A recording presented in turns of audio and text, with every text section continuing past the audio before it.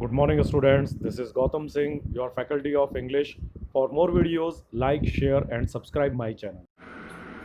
So class 12th English literature और book prudence में जो हमारी नेक्स्ट 6 नंबर की स्टोरी है उसका टाइटल है the cow of barricades. Barricades का मतलब होता है मोर्चा। जब कोई फॉर एग्जाम्पल जैसे बैरिकेड्स दो टाइप के होते हैं। एक तो हम जैसे सड़कों पे जाते हैं तो मेन सड़क पे जो पुलिस वाले जो लोहे के बैरियर्स लगा के रखते हैं ताकि आने वाली गाड़ियों की जो स्पीड है उनको कम किया जा सके और गाड़ियां थोड़ा यूं करके लेफ्ट टू राइट टर्न करके तब थोड़ी स्पीड कम स्लो करके निकले ताकि वो चेकिंग कर सके।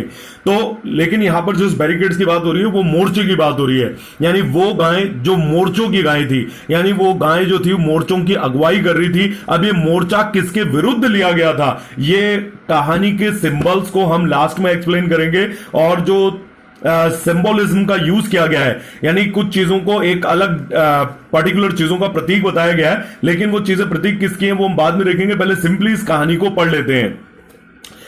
जो शॉर्ट स्टोरीज की हमारी बुक की प्रूडेंस की स्टार्टिंग है ये उसका एंड है। यहां पर शॉर्ट स्टोरीज खत्म हो जाएंगी और नेक्स्ट जो हमारा जेनर है, यानी कि जो अगली हमारी लिटरेचर की विधा है, यानी आगे जो आएंगी वो प्लेज होंगे, नाटक होंगे, पोएम्स, पोएट्री का सेक्शन आएगा, तो वो अलग सेक्शन शुरू हो जाएगा। जो हमारी कहानी के राइटर उनका नाम पहले दे रखा है राजा राव का, और कहानी इंडियन इंडिपेंडेंस यानी कि जो भारतीय स्वतंत्रता है उस भारतीय स्वतंत्रता से संबंधित है। तो बहुत सारी चीजें हमें सिंबोलिज्म जो है उसके अंदर समझ आ जाना चाहिए, बाकी लास्ट में तो हम एक्सप्लेन करेंगे। They called her Gauri, for she came every Tuesday evening before sunset to stand and nibble at the hair of the master. Writer कहता है कि वो लोग यानी कि जो गांव के लोग थे वो उसको यानी कि गांव को गौरी बुलाया करते थे, गाय को। ये गौरी नाम की एक गाय थी।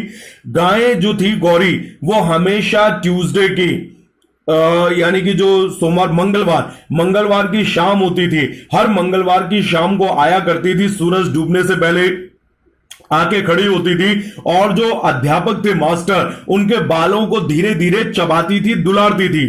And the master touched her feet, बदले में जो मास्टर थे, जो अध्यापक थे, वो भी उसके गौरी के पांव छुआ करते थे। एंड केरेस्ड हर, और उसे प्यार से दुलारा करते थे।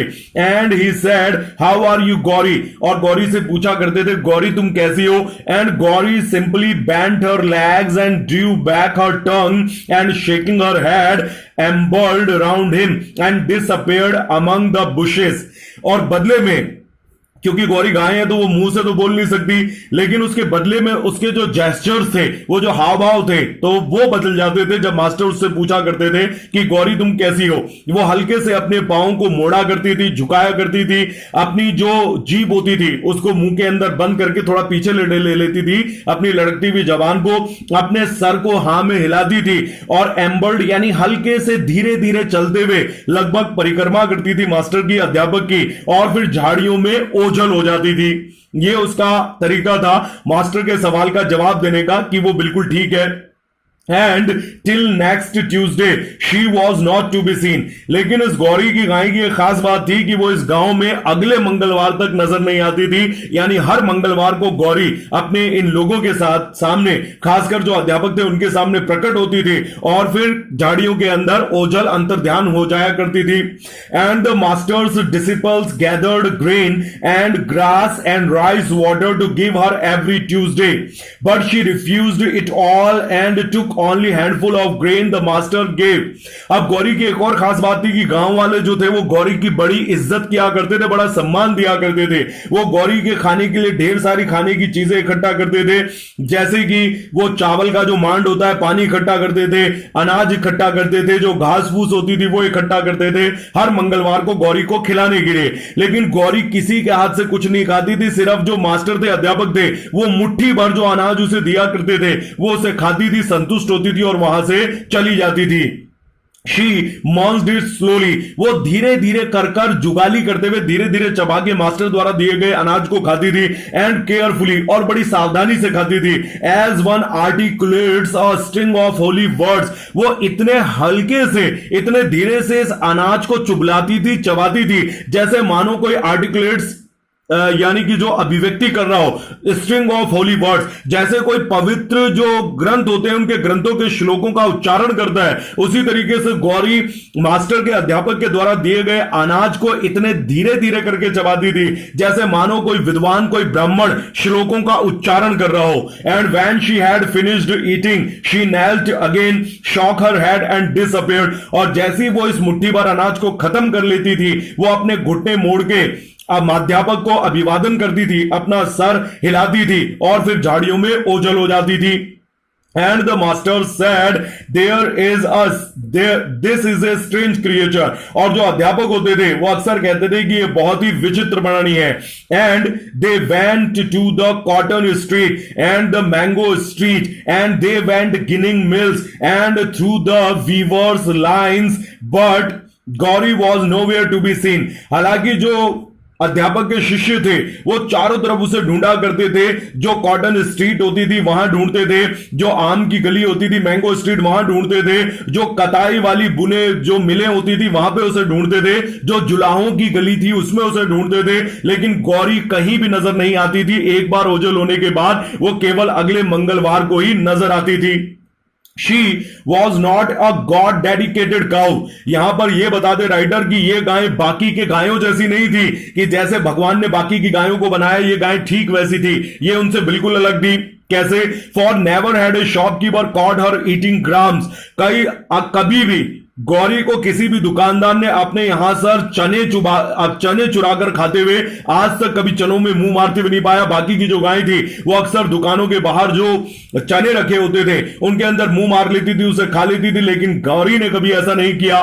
Nor was she fond huddled in a cattle pond. और ना ही गांव के अंदर जो गायों के लिए, जानवरों के लिए, मवेशियों के लिए जो कीचड़ का तालाब था उसके अंदर ना ही वो कभी हडल्ड यानी कि भीड़ लगाई हुई दिखाई देती थी, यानी वो कभी भी सामान्य जानवरों के साथ उस तालाब के अंदर नहीं खेलती थी। People said only master could have strange visitors। तो इस नजारे को देखकर अक्सर गांव वाले ये कहते थे कि जो मास्टर जी है, इन्हीं मास्टर जी के पास इस प्रकार के विचित्र आगंतुक आ सकते हैं, जो देखने में तो एक गाय लगती है लेकिन वो साधारण गाय नहीं है। And they went to the master and said, Master, can you tell us who this cow may be? तो एक दिन ये सारे गांव के लोग इकट्ठा होकर मास्टर के पास गए और उनसे पूछा कि अध्यापक क्या आप हमें बता सकते हैं ये गाय कौन हो सकती है, ये क्या किसी का अवतार है? And the master smiled and with unquenchable love and fun and he said, she may be Belton armed mother-in-law। तो जब गांव वालों ने इस प्रकार का प्रश्न पूछा तो मास्टर जो अध्यापक थे वो मुस्कुराए।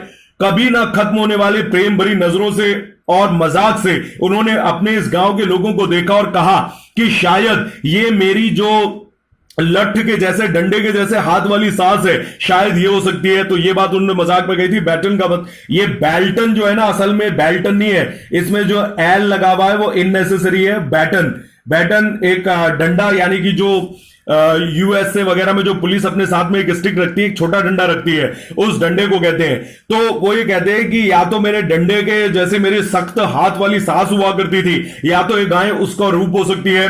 दाउ she may be the mother of one of you. लेकिन मास्टर ने संदेह, शक पैदा करते हुए कहा कि लेकिन हो सकता है कि तुम में से किसी की ये मां रही भी हो। Perhaps she is the great mother's vehicle. या फिर हो भी सकता है कि हमारी जो देवी है उस देवी का ये वाहन हो सकती है। दाउ And like to a mother, they put kumkum on her forehead and till Tuesday next they waited for Gauri। तो गांव वालों ने कुल मिला के मास्टर के इनमें से किसी भी एक तर्क को मान लिया कि या तो वो जो राइटर है, जो मास्टर है, उन मास्टर की सास हो सकती है, सास का रूप हो सकती है, या फिर गांव में कोई ऐसा आदमी था जिसकी मां मर चुकी है, उनमें से किसी मां का वो रूप हो सकती है, या फिर वो देवी का वाहन का अवतार हो सकती है, वो कुछ भी हो सकती है। तो उन लोगों ने गौरी को कुल मिला के किसी ना किसी देवी का स्वरूप या उसका वाहन मान लिया और उसके माथे के ऊपर उन्होंने लाल टीका कुमकुम का लगा दिया और अगले मंगलवार को उसका वो इंतजार करने लगे। But people heard of it there and they came with grain and hay and kumkum water saying, we have a strange visitor, let us honor her। तो अगले दिन जैसे ही उन्होंने गौरी के आने की आहट सुनी और मास्टर की पिछले सप्ताह कही गई बात उनको याद थी, तो वो ढेर सारा अनाज लेकर और कुमकुम का एक थाल सजाकर वो उस गौरी का इंतजार करने लगे और उन्होंने कहा कि हमारे बीच में एक विचित्र अवतार है, शायद वो देवी का अवतार हो सकती है, तो आओ हम उसका सम्मान करें, उसकी पूजा करें। And merchants came saying maybe she is Lakshmi the goddess and we may have more money next harvest. और जो दुकानदार थे, जो उद्योगपति थे गांव के, उन्होंने कहा कि हो सकता है कि ये साक्षात लक्ष्मी देवी का अवतार हो और अगली हमारी अच्छी फसल हो, हम ढेर सारा व्यापार कर पाए। And fail eight her feet, और जैसी गौरी आई तो जो व्यापारी और उद्योगपति थे वो गौरी के पांव में गिर पड़े। And students came to touch her head and tail saying let me pass the examination this year. विद्यार्थी भी ढेर सारे गांव के इकट्ठा हुए और उन्होंने गौरी के माथे और उसकी पूंछ को छूकर प्रार्थना करी कि हे माता, इस बार हमें इतनी शक्ति देना कि हम ये परीक्षा अच्छे नंबरों से पास कर पाए। And young girls ask for husbands and widows to ask for children. यहां पर एक लाइन मिसिंग है। आरबीएससी की जो किताब है वो बहुत थर्ड क्लास तरीके से पाठ्य पुस्तक मंडल ने बनाई है, तो इसमें ढेर सारे वर्ड्स मिसिंग है, लाइन मिसिंग है और बहुत सारे वर्ड्स की स्पेलिंग गलत है, जैसे कि अभी हमारा बैटन को बेल्टन कर रखा था, तो उस तरीके से ढेर सारी है। तो केयरफुली इस बुक को अच्छे से पढ़ने की जरूरत है। तुम पढ़ोगे तो अपने आप में पता चल जाएगा कि कहां मिस्टेक हुई है। विडो बच्चे कहां से मांग सकती है, कॉमन सेंस की बात है। तो ये बेवकूफों ने, जो पाठ्य पुस्तक मंडल है, उसने मजाक बना के रख दिया इस किताब का, लेकिन हम इसको सही करके पढ़ेंगे। तो जो बच्चे थे, स्टूडेंट्स थे, वो अपनी पढ़ाई के अच्छे नंबरों की दुआ मांगने के लिए आते थे। जो नौजवान कुंवारी लड़कियां हुआ करती थी वो अच्छे पति का आशीर्वाद मांगने के लिए आती थी। जो विडोज होती थी वो प्योरिटी, यानी कि जो मोक्ष के लिए, अपने मोक्ष के लिए तो प्रार्थना थी वो करने के लिए गौरी के पास आती थी। और जो चाइल्डलेस जो मदर्स हुआ करती थी, यानी कि जो शादीशुदा औरतें थी जिनके बच्चे नहीं थे, वो यानी कि जो बांझ हुआ करती थी, वो बच्चे मांगने के लिए गौरी के पास आती थी। यानी पूरा गांव अपने किसी ना किसी उद्देश्य के साथ, किसी आशीर्वाद मांगने के लिए इस गौरी के पास में आया करता था। But Gauri would pass, sorry यहां से छूट गई। And so every Tuesday there was a veritable procession of people at Master's Hermitage। तो कुल मिला के इसी गरज से, अपने इसी ढेर सारे आशीर्वादों को मांगने के लिए हर मंगलवार को जो अध्यापक थे उनकी जो आश्रम था, हर्मिटेज उनका जो आश्रम था, उसके बाहर एक ढेर सारा प्रोसेशन यानी कि मजमा लगता था। और बहुत ही वेरिटेबल यानी एक वास्तविक, जिसको हम कह सकते हैं एक भीड़, एक मजमा, वो भीड़ उसके मास्टर की झोपड़ी के आगे, आश्रम के आगे लगा करती थी। But Gauri would pass bye them all like holy wife among man. लेकिन राइटर कहता है कि जो गौरी है वो इस तरीके से इन लोगों की भीड़ को अनदेखा करके निकल जाती थी, जैसे कोई सती जो पतिव्रता स्त्री होती है, वो जिस तरीके से पुरुषों की भीड़ में से बिना किसी को टच करे और बिना किसी की तरफ नजर उठाए निकल जाती है, उस तरीके से जो गौरी है वो किसी पतिव्रता स्त्री की तरह इन लोगों की झुंड से निकल जाती थी और इनकी तरफ आंख उठाकर देखती भी नहीं थी। But and straight to the master would nibble at his hair and disappear among the bushes। उसका हमेशा की तरह एक ही काम था, वो इन लोगों की भीड़ को चीरती भी, इनमें से किसी की तरफ नजर उठा के नहीं देखती थी, सीधा अध्यापक के पास जाती थी, उनके बालों को हल्के से चबाती थी आशीर्वाद के तौर पर, और अपने उस मुट्ठी भर अनाज को खाकर देखते देखते झाड़ियों में ओझल हो जाती थी। People unable to take back the untouched offerings gave them to the river and the fishes jumped to eat them as a festival। अब यहां पर जो प्रसाद, जो ऑफरिंग्स गांव वाले लेके आते थे, क्योंकि वो अनछुई रह जाती थी, गौरी उनमें से किसी को अपना मुंह तक नहीं लगाती थी, तो वो इस प्रसाद को घर तो नहीं ले जा सकते थे, तो वो गांव की जो नदी थी उस नदी के अंदर उसको फेंक देते थे। और जो मछलियां होती थी उनके लिए एक उत्सव होता था, उनके लिए उत्सव के समान होता था, और वो इस दावत के मजे उड़ाती थी। But the crocodile had disappeared from the frills of the deep water। लेकिन राइटर कहता है कि नदी में केवल मछलियां ही थी, जो क्रोकोडाइल यानी कि जो घड़ियाल थे वो दूर दूर मगरमच्छ भाग चुके थे, वो मछलियों पर हमला करने नहीं आते थे, क्योंकि मछलियां जो होती थी वो इस खाने को खाने में बिजी होती थी। लेकिन ये गौरी का आशीर्वाद था कि उस प्रसाद को खाते समय जो मछलियां थी वो पूरी तरीके से सुरक्षित रहती थी, और जो मगरमच्छ थे वो कहीं दूर जा चुके थे। And one fine morning the master woke in his bed to hear the snake and the rat playing under him, for when the seeker finds harmony, the jackal and the deer and the rat and the serpent become friends। एक दिन बड़ा अद्भुत नजारा हुआ। केवल गौरी के आने के बाद इस गांव में चमत्कार नहीं हुए थे कि गांव में मछलियां ही मछलियां तालाब में थी और मगरमच्छ जा चुके थे, यानी कि जो हिंसक थे, जो नुकसान पहुंचाते थे मछलियों को और गांव के लोगों को, वो गांव को छोड़कर जा चुके थे। सिर्फ इतना ही नहीं, एक दिन जब अध्यापक सुबह जगे तो उन्होंने देखा कि उनके बिस्तर के नीचे सांप और चूहा आपस में खेल रहे थे। ये इस बात का द्योतक है, इस बात का चिन्ह है कि गौरी के इस गांव में आने के बाद जो कट्टर शत्रु हुआ करते थे, एक दूसरे को नुकसान पहुंचाने वाली जो चीजें हुआ करती थी, वो अचानक बड़ी दोस्ताना व्यवहार करने लगी थी। यहां तक कि जो हिरण हुआ करते थे और जो चूहे हुआ करते थे, जो सांप और चूहे हुआ करते थे, वो दोस्त बन चुके थे। जो गिदड़ और जो हिरण हुआ करते थे वो आपस में दोस्त बन चुके थे। तो मास्टर और गांव के लोग बड़े देख के सरप्राइज थे कि गौरी के आने के बाद कितना जबरदस्त परिवर्तन हुआ है। जो लोग एक दूसरे के शत्रु हुआ करते थे वो एक दूसरे के मित्र बन चुके थे। And Gauri was no doubt but the fervent soul who had sought the paths of this world to be born a sage in the next, for she was so compassionate and true.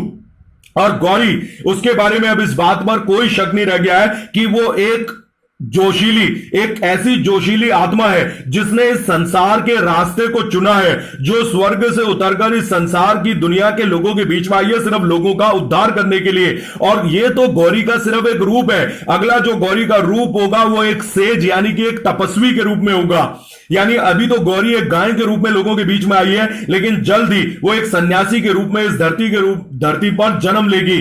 क्योंकि गांव वाले ऐसा क्यों सोचते हैं? क्योंकि जो गौरी है वो पूरी तरीके से कंपैशनेट यानी करुणा से भरी हुई है और पूरी तरीके से वास्तविक और सत्यता से भरी हुई है। तो गांव वालों को ऐसा लगता है कि जो गौरी है वो अगले जन्म में, नेक्स्ट जन्म में, जो आने वाला जन्म है, उसमें वो एक तपस्वी का, एक सन्यासी का रूप धारण करेगी। And people were much afraided and they took the women and children to the fields beyond, and they cooked food beneath the trees and lived there, for the army of the government was going to take the town, and no woman or child would be spared. लेकिन अचानक गांव में एक जबरदस्त दुर्घटना घटी। गांव में अचानक जो गांव के लोग थे वो बुरी तरीके से घबरा गए, इतना घबरा गए कि वो अपनी औरतों और अपने बच्चों को लेकर पीछे जंगलों की तरफ भाग गए। और जंगलों में पेड़ के नीचे ही उन्होंने अपना आसरा बना लिया और वहीं पर खाना बना के वो लोग खाने लगे और वहीं पर गुजर बसर करने लगे। लेकिन उनके डर का कारण क्या था? डर का कारण यह था कि सरकार की जो फौज थी, उस सरकार की फौज ने इस गांव के ऊपर आक्रमण कर दिया था किसी बात को लेकर। और जो गांव वाले थे इस सरकार की फौज से अपने बच्चों और अपनी औरतों को बचाने के लिए जंगलों में छुपा चुके थे। सरकार ने साफ आदेश दिया था अपनी फौजों को कि बच्चा या औरत जो भी मिले किसी को बख्शना नहीं है। And doors were close and clothes and vessels and jewels were hidden away. लोगों ने अपने घर के दरवाजों पर ताले लगा दिए थे, अपने कपड़े ले जा चुके थे, और जो कीमती कपड़े और जो कीमती बर्तन और जो कीमती गहने थे उन सबको कहीं छुपा दिया गया था। And only the workman and the man ruled the city. गांव जो था अब वो औरतों, बच्चों और बूढ़ों से पूरा विरक्त खाली हो चुका था। अब इस गांव पर जो राज था केवल व्यापारियों का और पुरुषों का, और जो ताकतवर पुरुष थे सिर्फ उनका था। And the master was the head of them all. और इन सारे लोगों की अगुवाई जो कर रहे थे वो कर रहे थे अध्यापक। And they called him president. और ये जो लोगों का जनसमूह था ये अध्यापक को अपना राष्ट्रपति कह के बुलाता था। Patrols of young men in khadi and Gandhi cap would go through streets, and when they saw the old or the miserly peeping from behind the doors, they called them and talked to them and led them to the camp by the fields. For the master said there was danger and nobody can stay but the strong and the young. फिर गांव में जो नौजवानों के झुंड हुआ करते थे वो बड़ी तेजी से पेट्रोलिंग यानी कि गश्त किया करते थे। नौजवानों के जो झुंड थे वो गांव में गश्त करते थे, और जैसे ही उनको कोई बूढ़ा या फिर कोई कमजोर व्यक्ति दरवाजों में से झांकता हुआ बस्ती में दिख जाता, वो तुरंत उसके पास जाते, उसे बुलाते, उससे बातचीत करते, और फिर उस व्यक्ति को भी वो गांव से दूर उन जंगलों में अपनी औरतों और अपने बच्चों के पास समूह में ले जाते। ऐसा वो इसलिए करते क्योंकि जो उनके प्रेसिडेंट थे, उनके जो राष्ट्रपति थे यानी कि जो अध्यापक थे, उन्होंने इन सबको कह रखा था कि गांव में बहुत खतरा मंडरा रहा है और कभी भी हमला हो सकता है, इसीलिए कोई भी बूढ़ा, कमजोर औरत या बच्चा गांव में दिखना नहीं चाहिए। Grass grew beneath the caves, and the dust of the monsoon swept along the streets, and the town upon a hill. यहां पर गांव पूरी तरीके से वीरान हो चुका था, चारों तरफ घास उग चुकी थी, जो मॉनसून की जो धूल थी, जो धूल से लेकर पानी था, वो गलियों में चारों तरफ बहता था, और ये जो गांव था जो कि एक पहाड़ी के ऊपर था, वो पूरी तरीके से अब सन्नाटे से पसर चुका था.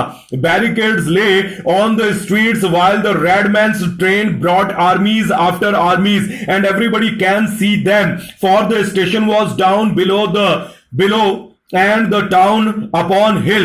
राइटर यहां पर कहता है कि जो बैरिकेड थे, मोर्चे, यानी कि बड़े बड़े जो मोर्चे थे, वो सड़कों पर गलियों पर बांध दिए गए थे, और यहां पर जो रेडमैन, यानी कि रेडमैन का मतलब है अंग्रेजों से, ब्रिटिशर से, और जो ब्रिटिशर थे वो ट्रेन भर भर के अपनी जो फौज पर फौज लगातार लाए जा रहे थे, और जो ये फौज थी वो ट्रेन के द्वारा इस गांव के नजदीक आती जा रही थी, और इस आने वाली अंग्रेजों की फौज को पूरा गांव, जो छुपे हुए हट्टे कट्टे लोगों के समूह थे गांव में, वो इसलिए देख सकते थे क्योंकि जो टाउन था, वो जो एक कस्बा था, वो ऊंची पहाड़ी के ऊपर था, और जो रेलवे स्टेशन था वो नीचे, काफी नीचे हाइट पर था.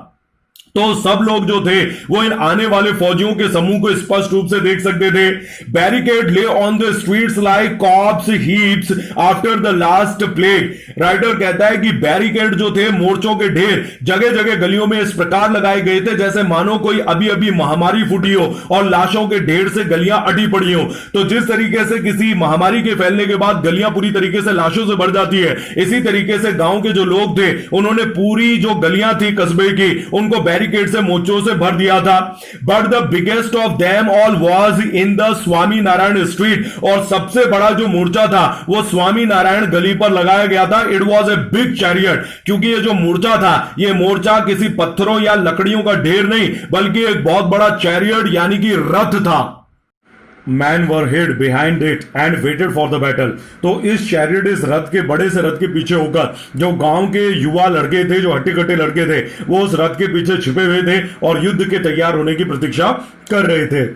But the master said no, there shall be no battle brothers. लेकिन अचानक वहां पर अध्यापक आए और उन्होंने अपने लोगों को मना कर दिया कि नहीं, यहां पर कोई भी युद्ध नहीं होगा.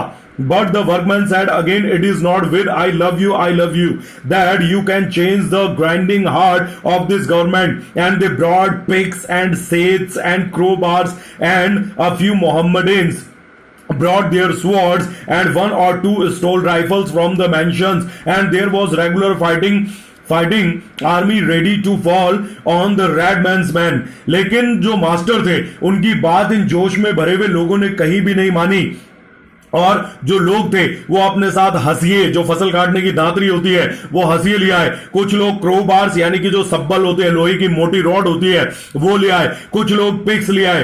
इस तरीके से जो लाठियां और जो हंसिए, ये सारी चीजें लेकर है. और कुछ जो मुस्लिम थे, मोहम्मडन्स थे, वो अपने घरों से तलवार ले आए. और कुछ लोग जो थे जिन्होंने मेंशन यानी कि जो महल वगैरह थे वहां से, बड़े घरों से कुछ राइफलें चुरा ली. और इस तरीके से उन्होंने एक लड़ाकू सेना तैयार कर ली, और ये लड़ाकू सेना पूरी तरीके से तैयार थी अंग्रेजों की सेना से भिड़ने के लिए. Master went and said this and the master went and said that. Master कभी यहां जाके कुछ लोगों को समझाते कि नहीं भाई लड़ाई मत लड़ो, कभी दूसरी तरफ जाके दूसरे गुट को समझाते कि भैया इस तरीके से खून खराबा मत करो. But the workman said we will fight and fight the wood. लेकिन जो व्यापारी थे उन्होंने स्पष्ट रूप से कह दिया कि नहीं मास्टर जी, लड़ाई तो होकर ही रहेगी और हम जरूर लड़ेंगे. So deep in despair the master said I resign from the presidentship. तो पूरी तरीके से निराशा में भरने के बाद, डेस्पेयर में भरने के बाद, आखिरकार मास्टर ने कह दिया, मास्टर जी ने कहा कि मैं जो राष्ट्रपति का पद है, अध्यक्ष के पद को छोड़ता हूं. And he went and sat in meditation and rose into the worlds from which come light and love in order that the city might be saved from bloodshed. और अपने इस अध्यक्ष के पद को त्यागने के बाद जो मास्टर जी है वो वहां से चले जाते हैं, उन गलियों से चले जाते हैं, और कस्बे के किसी एक कोने में बैठकर अपने ध्यान में, योग में डूब जाते हैं, और अपनी आत्मा और अपने शरीर को उस ऊंचाइयों तक ले जाते हैं जिस ऊंचाई पर केवल मनुष्य का मन प्रकाश और प्रेम को देख पाता है. ऐसा मास्टर जी ने इसलिए किया था, वो युद्ध नहीं करने के लिए इसलिए कह रहे थे क्योंकि वो चाहते थे कि ये जो ब्लडशेड, जो खून खराबा होने वाला है, उससे वो अपने कस्बे को बचा सके. एंड वैन पीपल सॉ, यहां पर बीच में सॉ वर्ड गायब है, and when people saw this they were greatly angered against the workman but they knew the workman were right and the master was right and they did not know which way the way I should turn. अब यहां पर जो अन्य लोग थे उन्होंने जब व्यापारियों के इस हट को देखा कि वो मास्टर जी के मना करने के बावजूद युद्ध करने के लिए तैयार है, तो उन्हें उन लोगों पर, व्यापारियों पर बड़ा गुस्सा आया। उन्हें पता था कि हालांकि जो व्यापारी हैं वो अपनी जगह सही है, लेकिन ये अधिकतम लोग, कस्बे के लोग ये भी मानते हैं कि मास्टर जी भी अपनी जगह सही है, और उन बेचारों को ये समझ नहीं आ रहा कि वो किसको अनदेखा करें, क्या वो व्यापारियों को अनदेखा करें, लेकिन उन्हें लगता है कि व्यापारी भी अपनी जगह सही है, लेकिन क्या वो मास्टर जी को अनदेखा करें, तो वो ये भी जानते हैं कि मास्टर जी भी अपनी जगह सही है। तो उन बेचारों को असमंजस में, और उनको ये समझ नहीं आ रहा कि किसको अनदेखा करना है। Owls hovered about even in the mid day light, गांव में इतना सन्नाटा और इतनी शमशान वाली स्थिति थी कि जो उल्लू थे वो दिन दहाड़े उड़ रहे थे। And when dusk fell, all the stars hung so low that people knew the night will see the fight. और जब रात का अंधेरा गहराया तो तारे इतने नीचे महसूस हो रहे थे लटके हुए, ऐसा लग रहा था जैसे मानो पूरा आसमान और जो सितारे हैं वो इस लड़ाई को देखने के लिए तत्पर है और वो मौजूद है इस युद्ध को देखने के लिए। But everybody looked at the empty street corners and said, "Where is she, Gauri?" लेकिन जो गांव के बाकी के लोग थे उन्होंने सुनसान गलियों को निहारा और उन्होंने कहा कि अरे आज वो कहां है, गौरी कहां है, ट्यूसडे का दिन है, मंगलवार का दिन है, गौरी कहां है। At 10 that night, the first war chariots were heard to move up, and cannons and banners and lifted swords rushed in assault. और रात को लगभग 10 बजे युद्ध की शुरुआत हुई। सबसे पहले उन लोगों ने रथ के आगे बढ़ने की आवाज को सुना, उसके बाद में तोपों से पूरा इलाका दहल गया गूंज से। उसके बाद बैनर, जो बैनर्स होते हैं वो संगीन को कहते हैं, संगीन जो बंदूक के आगे लगाई जाती है, चाकू से भी लंबी एक बड़ी चीज होती है संगीन, उन्होंने संगीनें देखी, फिर उन्होंने तलवारों की गर्जना सुनी, आपस में टकराने की आवाज सुनी, और इस तरीके से बड़ा घमासान रात को 10 बजे युद्ध छिड़ा। And what happened afterwards people remember to this very day. लेकिन उस दिन, इस युद्ध के बाद जो घटना घटी वो इतिहास में दर्ज हो गई और आज के दिन तक लोग उसे याद करते हैं। क्या हुआ था? There she was Gauri. उन्होंने देखा कि जैसे युद्ध शुरू होने वाला था उन्हें अचानक गौरी नजर आई, striding out of the oil lane, जो तेलियों की गली थी वहां से लंबे लंबे डग भरती हुई वो आ रही थी, एंड टर्निंग राउंड कॉपर सिन्याज हाउस, और जो कॉपर सिन्नैया का घर था वहां से वो मुड़ी टुवर्ड्स सूर्य नारायण स्ट्रीट, सूर्य नारायण गली की तरफ मुड़ी। हर हेड हेल्ड जेंटली बेंड, बड़ी शालीनता से अपने सर को आहिस्ता से झुकाए हुए, and her ears pressed back like plates of her hair, और उसके जो कान थे गौरी के वो इस तरीके से पीछे चिपके हुए थे जैसे चोटी गूंदे हुए किसी के बाल सर से चिपके हुए होते हैं। And staggering like one going to the temple with fruits and flowers to offer the goddess, और इस तरीके से वो तेजी, इस तरीके से वो कदम उठा रही थी, इस तरीके से आश्चर्यजनक तरीके से वो चल रही थी, स्टैगरिंग यानी आश्चर्यजनक, इस आश्चर्यजनक तरीके से वो चल रही थी जैसे मानो कोई भगवान का भक्त एक सदे हुए कदमों से भगवान को भोग लगाने के लिए फूल और फलों का अर्पण करने के लिए बढ़ता है, उसी तरीके से गौरी आगे बढ़ रही थी। And she walked fast and when people saw her they ran behind her, और बड़ी तेजी से गौरी आगे बढ़ रही थी, और जब लोगों ने, गांव के कस्बे के लोगों ने गौरी को इतनी तेजी से चलते हुए देखा, वो लोग उसकी तरफ भागे। And crowds after crowds gather round her, and torch and lantern in hand they marched through the Brahmin street and the cotton street and pass the Venkat Lakshman well. And the nearer she came to the barricades, the faster she walked, though she never ran. और इस तरीके से लोग झुंड बना के, अपने हाथ में टॉर्च लेके, लालटेन लेके, बड़ी तेजी से झुंड के झुंड बना के ब्राह्मण गली को पार करते हुए, फिर कॉटन की गली को, सूतों की मिल को क्रॉस करते हुए, और वेंकट लक्ष्मण के कुएं को पार करते हुए वो तेजी से गौरी के पीछे पीछे चलने लगे। जैसे जैसे बैरिकेड यानी मोर्चा नजदीक आता जा रहा था, गौरी वैसे वैसे बड़ी तेजी से बढ़ती जा रही थी। हालांकि आज से पहले कभी भी गौरी ने इतनी तेज चाल नहीं चली थी और ना ही वो दौड़ी थी, और इस तरीके से तेजी से वो बड़े रथ की तरफ, यानी कि उस बड़े मोर्चे की तरफ बड़ी तेजी से लोगों के झुंड के साथ आगे बढ़ रही थी। And people said she will protect us, पीछे चलते हुए लोगों ने तेजी से नारा लगाया कि गौरी हमारी रक्षा करेगी। Now it is sure she will save us, और ये बात अब पुख्ता हो चुकी है और स्पष्ट हो चुकी है कि गौरी हमारी रक्षा करने के लिए आई है। And the bells were brought and rung and camphors were lit and the coconuts were broken at her feet, लोगों ने कपूर लेके आए, आरती के थाल लेके आए, घंटियां लेकर आए और उसे बजाकर नारियलों को गौरी के पांव में फोड़कर वो गौरी का स्वागत करने लगे।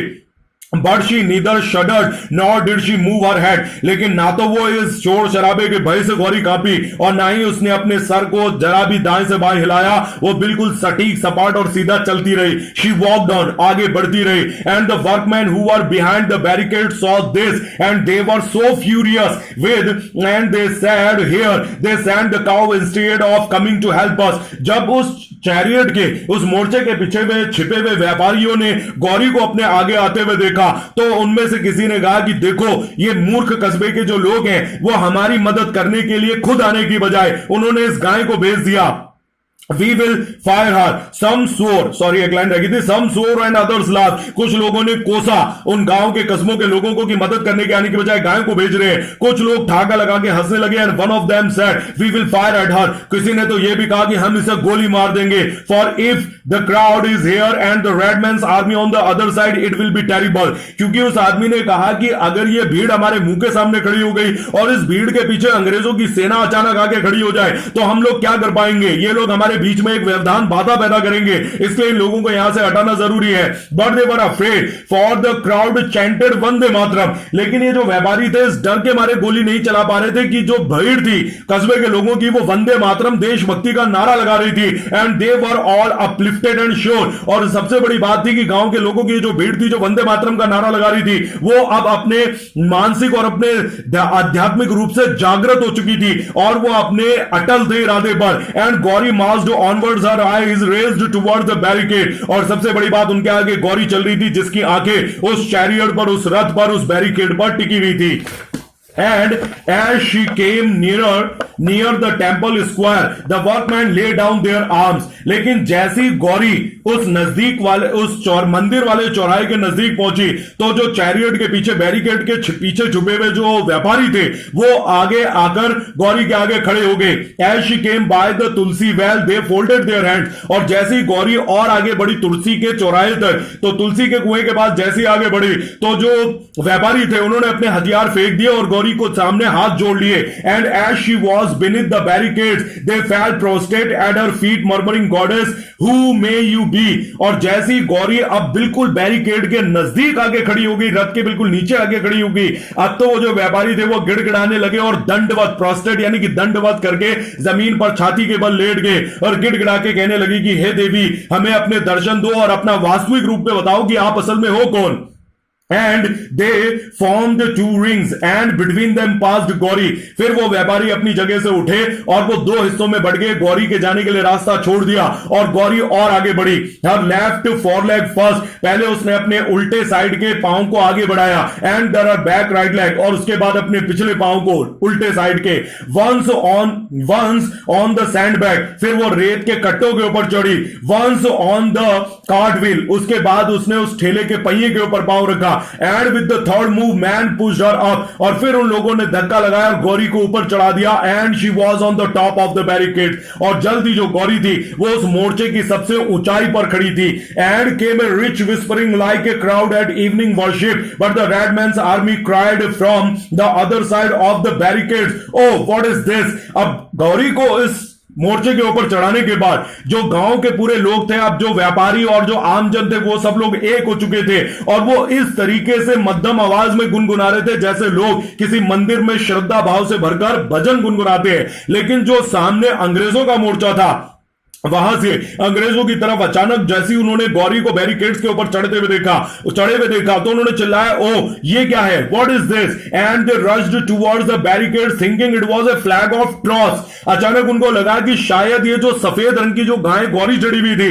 उन्हें लगा कि कहीं ये अपने सरेंडर या समझौते की संधि का कोई चिन्ह तो नहीं है। उन्हें लगा कि शायद कस्बे वाले कोई संधि या समझौता करना चाहते हैं, तो उन्होंने सफेद कलर का ये झंडा दिखाया है। But when they saw the cow and it's looks and the tear clear as a drop of Ganga, as they shouted I victory to the Mahatma Gandhi की जय। लेकिन जैसे अंग्रेजों के जो फौजी थे, अंग्रेजी सेना आगे बढ़ी, जैसे ही नजदीक आए उन्होंने देखा कि वो गौरी गाय थी, और गौरी की आंखों में जब उन्होंने आंसू देखे, और आंसू जो थे वो गंगा के पानी की तरह निर्मल, स्वच्छ और पारदर्शी थे, तो जो अंग्रेज की फौजियों के हिंदू सिपाही थे, भारतीय सिपाही थे, उन्होंने हथियार डाल दिए और जोर से नारा लगाया, महात्मा गांधी की जय, महात्मा गांधी की जय, and joint up with the crowd. और वो लोग भी अंग्रेजी सेना के अपने अधिकारियों को छोड़कर आके अपने इन भारतीय भाइयों के साथ खड़े हो गए। But their chief the red man saw this and fired a shot. लेकिन इन अंग्रेज फौजियों का जो अंग्रेज अधिकारी था, उसने जैसे इस नजारे को देखा कि उसके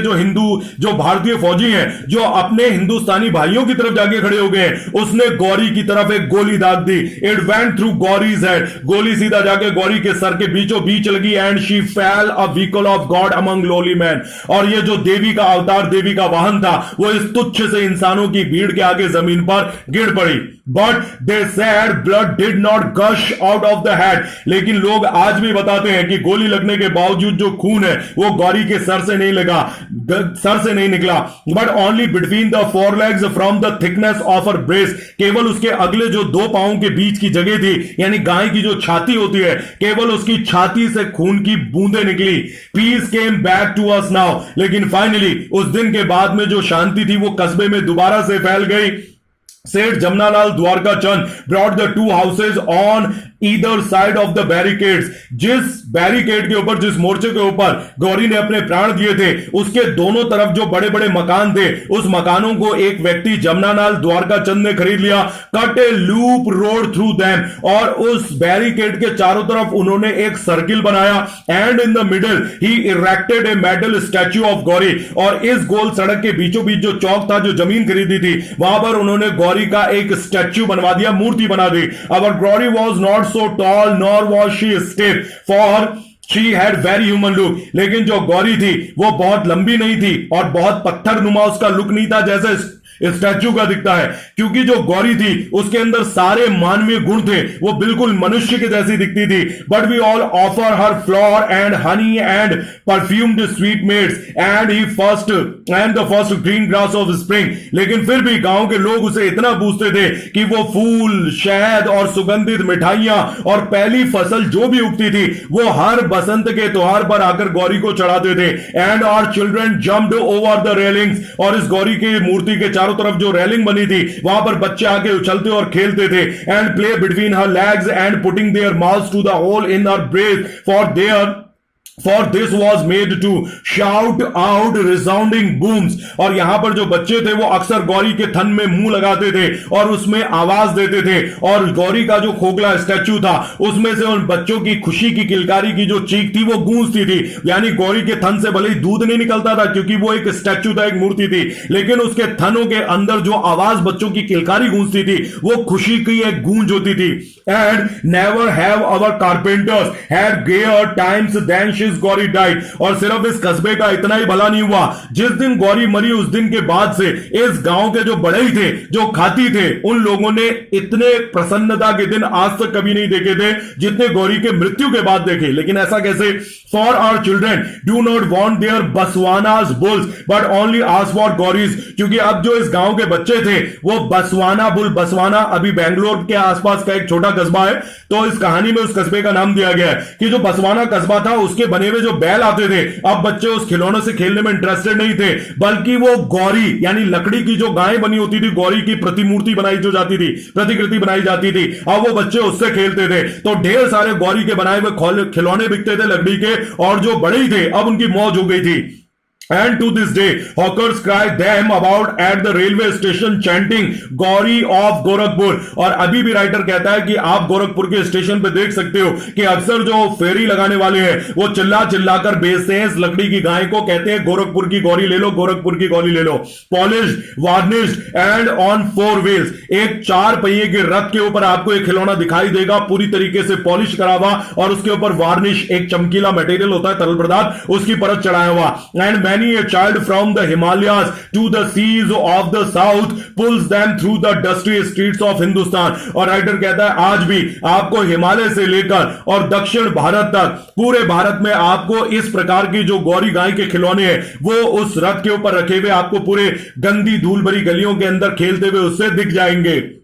But even now, when we light our sanctum light at night, we say where is the Gauri। लेकिन अभी भी राइटर कहता है कि जब हम अपने पूजा के सैंक्टम यानी कि गर्भगृह में शाम को ज्योत जलाते हैं तो हम जरूर पूछते हैं कि गौरी कहां है।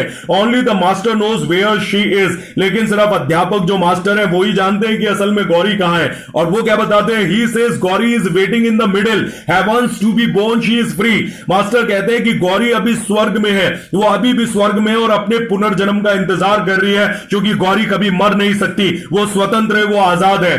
Therefore it is said, लेखक कहता है कि इसीलिए कहा जाता है the Mahatma may be all wrong about politics, कि महात्मा भले ही जो महात्मा गांधी थे वो राजनीति में गलत साबित हुए, उनकी कुछ राजनीति की जो क्रियाएं थी वो भले ही गलत साबित हुई, कुछ नीतियां गलत साबित हुई, but he is right about the fullness of love in all creatures the speechful and the mute. लेकिन महात्मा ने जो ये बात कही थी कि जो प्रेम होता है और जो करुणा होती है वो सभी के अंदर समान होती है, चाहे वो मूक प्राणी हो या फिर बोल सकने वाला, शब्द बोलने वाला कोई प्राणी हो, दोनों के अंदर जो प्रेम होता है वो समान होता है। तो अब ये जो कहानी है यहां पे आके हमारी एंड होती है। राजा राव की लिखी हुई जो कहानी है इसमें जो सिंबोलिज्म है उसमें यह है कि जो गौरी है वो इस देश की, भारत की अंतरात्मा के तौर पर प्रस्तुत की गई है। यानी कि जो देश की अंतरात्मा है उसको एक व्यक्ति ने जागृत किया और उसको जागृत करने वाले थे महात्मा गांधी। इस कहानी के अंदर जो मास्टर का रोल प्ले कर रहे हैं वो अध्यापक है महात्मा गांधी। और यहां पर जो ये जनता है ये असल में कस्बे की जनता नहीं, भारत की जनता है, जिन्होंने एक सत्याग्रह का आंदोलन करा, महात्मा गांधी का साथ दिया और अंग्रेजों के खिलाफ उठ खड़े हुए, टैक्स देने से मना कर दिया। जो व्यापारी है वो उसी का प्रतीक है, इस कस्बे के व्यापारी, वो व्यापारी जिन्होंने सरकार को टैक्स देने से, सरकार का सामान बनाने से, जो सरकारी विदेशी सामान होता है उसको खरीदने से और जनता में बेचने से मना कर दिया। इसी का वजह थी कि इस कस्बे के लोगों के ऊपर जो अंग्रेजी सेना ने आक्रमण करा वो असल में वो ब्रिटिश आक्रमण था जो जनता के ऊपर किया गया था, भारतीय जनता के ऊपर, जब उन्होंने सत्याग्रह और नागरिक अवज्ञा आंदोलन चलाया था। तो इस कहानी के अंदर जो गौरी है वो भारतीय लोगों की स्वतंत्रता की आत्मा है जिसकी अंत में जीत होती है। हालांकि उसको एक अंग्रेज अधिकारी फौजी द्वारा गोली मारी जाती है, लेकिन चैप्टर हमें बताता है, राइटर ये कहता है कि जैसा कि मास्टर ने कहा था, भारतीयों की जो स्वतंत्रता की आग है वो कभी मर नहीं सकती, बल्कि वो एक अखंड ज्योत की तरह जलती रहेगी। यानी जब कभी कोई भारत को गुलाम बनाने की चेष्टा करेगा, प्रयास करेगा, ये अंतरात्मा गौरी के रूप में जागृत दोबारा होगी और हिंदुस्तान के जो लोग हैं वो फिर अपनी आजादी के लिए संघर्ष करेंगे। तो हमारी कहानी है जो कि स्वतंत्रता आंदोलन से जुड़ी हुई है, जो सिंबलिज्म थे मेरे ख्याल से सबको समझ में आ गए होंगे। Thank you students.